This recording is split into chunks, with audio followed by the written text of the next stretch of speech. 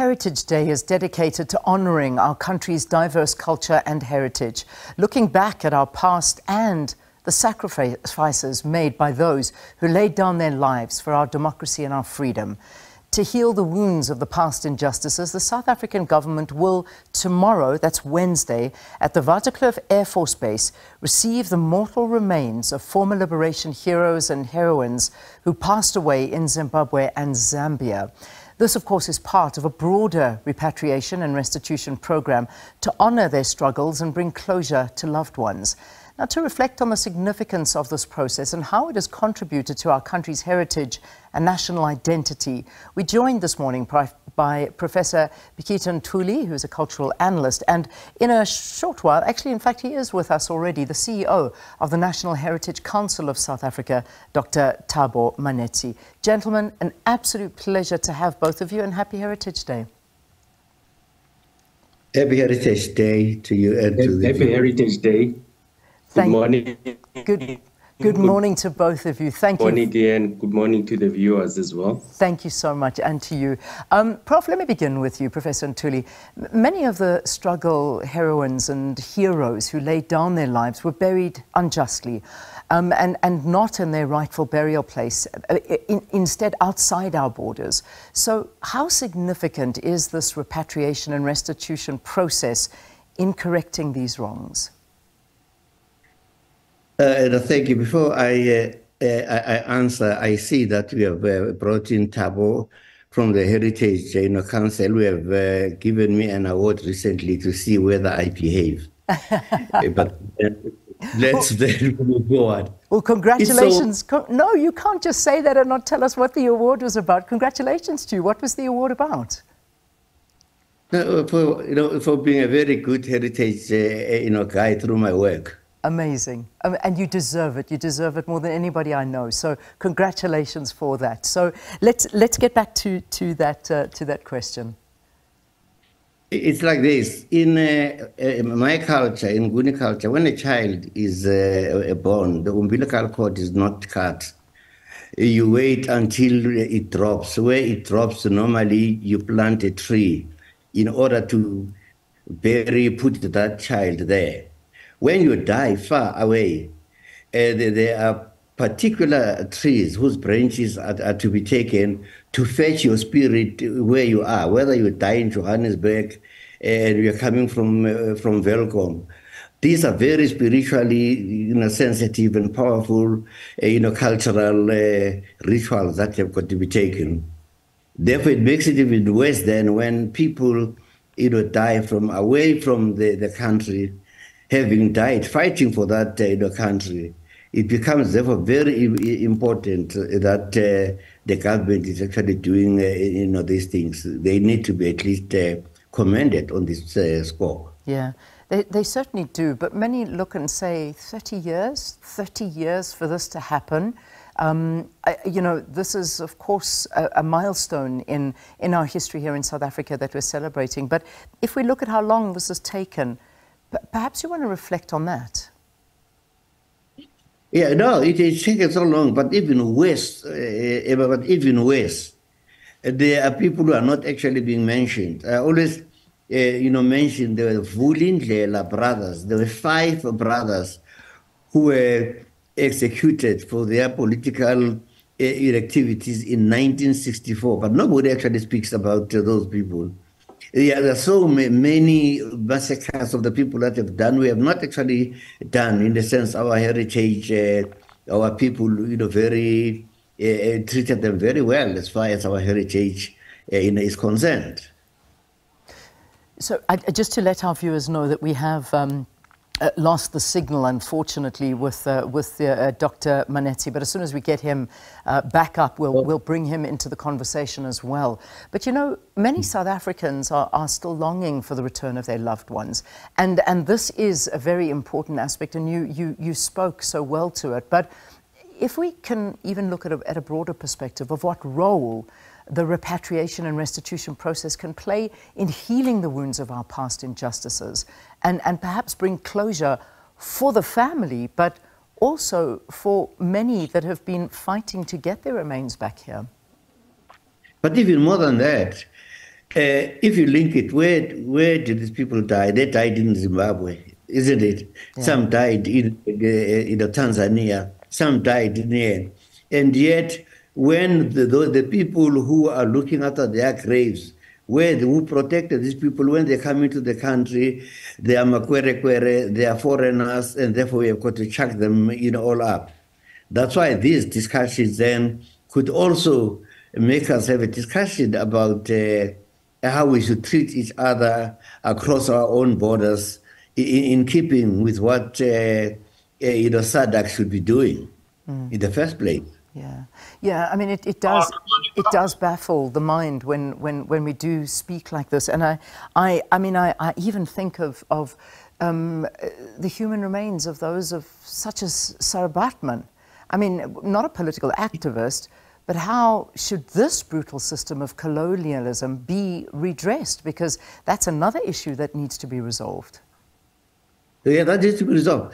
And also, you do not know how many skulls of leaders the Brits have cut off the heads and took them to Britain, and those also need to be retrieved because of their spiritual significance. So we need actually to revise our own education system so that our people grow up knowing who they are and what their culture actually entails. And then we are not going to have the situation like now when nothing seems to be going right, and because there's no political will to do so. I can't say that people do not know that these are some of the things that should be done, honoring those that have sacrificed for their land and not have to wait for all those years. But let's say now that at least this has happened, it's a beginning where we are turning up a new leaf. Maybe the government of national unity will give us one tangible delivery. Yeah, I mean, the conversation of Sarki Baartman can go on forever. And I mean, that was a very important aspect in our history to see a bit of closure on that, because that really is a big part of healing. And national healing is one of the conversations I think we should have. But I just want to make sure that we've got, I think he's joining us on the line, is Dr. Manetti. Are you with us now? Yes, I am. I am here. And I'm so glad. Once again, good morning, and good morning to your listenership. Good morning, Prof, as well. Thank you. Thanks, Dr. Manetti. I saw that we lost your picture. So we've been having our conversation here about the whole issue, about bringing closure to a lot of devastating stories here in South Africa, but bringing the mortal remains of former liberation heroes and heroines who passed away. This is Zimbabwe and Zambia. We spoke about how long, firstly, it has taken and the importance it is to a nation to have closure on this issue. I mean, not to mention the family and colleagues of those to finally be laid to rest in their birthplace. Perhaps you want to weigh in on this conversation. How important is it for the nation? Yes, definitely. This is a very important mission indeed. And what has happened is that South Africa has been very, very cautious on how to approach this monumental initiative. At first, what used to happen is that individual families would actually approach countries where their loved ones are actually buried and actually make arrangements for the return and repatriation of their mortal remains of their loved ones. But South African government, under the Department of Sport, Arts and Culture, Military Veterans, Department of Justice and Constitutional Development, the South African Heritage Resources Agency, and ourselves, the National Heritage Council Provincial Department, we took a very inclusive approach where we signed country agreements with countries where our fallen heroes are buried. And we said, no. What we need to do is to actually really identify those graves of our fallen heroes and include basically as a collective and into the fold of this program a series of remains that were able to be identified and begin that process of actually getting those remains and returning them back home So in total, from a very small number of about 5 to about now 47 to 50 plus remains have been identified and will be returned to South Africa for repatriation, for reburial, and also to be handed over to their loved ones as well. So this is a very important initiative in a sense that it involved the broader society, members of society, families of loved ones who were part of this initiative from the outset. I must say also that, Leanne, in terms of closure, really here, this is just the first phase, basically, of finding closure, because with this collection or collective, repatriation of about 50 plus, mortal remains of our fallen heroes returned, at least we were able to say to the families and loved ones, here are your fallen, loved ones, and they are now being returned to you.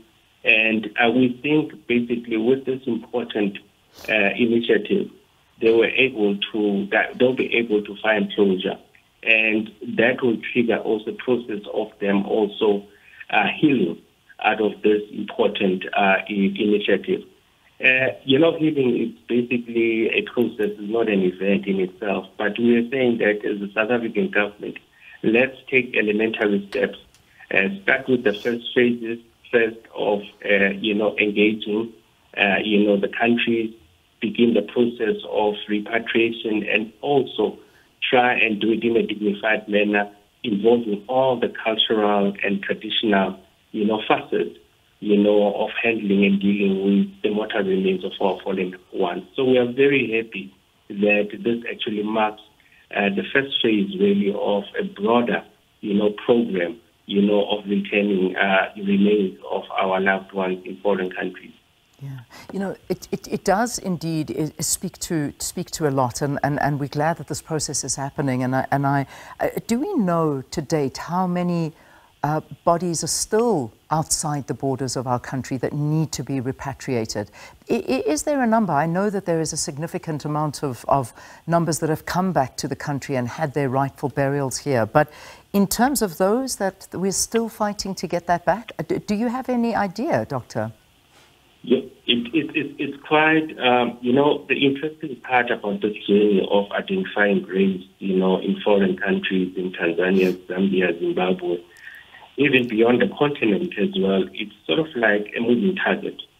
In a year, you'll be able to identify a few graves, but again, these are graves that are not marked, they're not demarcated, and it requires a very meticulous process of bringing experts, specialists, from the, missing persons task team that we have, and also the NPA to play a very important role of going to identify, testing, doing the DNA testing, and so on. So it's quite an involved and an extensive process. So at this point, we don't actually know. We can't actually have a quantification of the extent of the remains that are still out there, because some of the people really died in very, very harsh and poor conditions, shallow graves and so on. I remember very well, we once went to Tanzania about 20 years ago to go and actually identify graves of fallen heroes, and they were all scattered across Tanzania, in the forest, others basically in clearly demarcated graves and so on. So this is quite a bigger program and a bigger project which really needs us to really put our shoulder to the mantle as a collective, bring in diverse expertise, diverse cultural groupings, and to begin to engage with those countries and identify broadly, people who were exiled and also who participated in our liberation struggle. So it's hard to tell at this point in time, but I'm very happy that at least with this collection, or perhaps the ones that have been identified and will be returned to South Africa, at least we are certain the great certainty that this is basically the quantum that we're looking at. Professor, just quickly to bring you into the conversation, I know we're running into time constraints here, but one of the biggest criticisms as well is about the lack of process in dealing with cases identified by the Truth and Reconciliation Commission for investigation and prosecution. I mean, this is a very big issue and a glaringly open wound for South Africa. As much as we want to talk about our cultural heritage and bring closure to many things, this is one blight, one would say, that is still on our history. And when we sit here 30 years into democracy, it's an issue that still has not had closure. What are your views on this? Yeah, I think one of the sore spots, for me, is that we got rid of the Truth and Reconciliation in a process in itself that could have helped people to get closure. We have seen that a few of those people who went through these things came out. Even Adrian Flock came out at least better and reconciled himself with his community. But because we have got in South Africa this kind of a debilitating disease of continuous discontinuity, where we start brilliant ideas, we get rid of them. We put up good blueprints, no one follows them, simply because we are not actually even training our own people in the civil service to be able to deliver basic things. So that's where the heritage, where we should be directing ourselves, looking at from now on. Yeah. All right, gentlemen, I have to leave it there for this morning, but certainly an important issue, and we will pick up on this again, no doubt, tomorrow, where that so-called homecoming ceremony will be taking place when the remains of many of those who died in exile, many, we're talking to about 49 or 50, will be arriving in South Africa and welcomed into the country. And this is all part of a big process to try and bring back. And what I'm reading here is this homecoming ceremony. This has brought about 188 people out of 477 who died in South Africa in unknown political circumstances that have been located and handed over to their families. So still a large number that needed, but 50 being brought into South Africa tomorrow. Professor Pitika Ntuli, cultural analyst, Dr. Thabo Manetsi, the CEO of the National Heritage Council of South Africa, thank you for their time.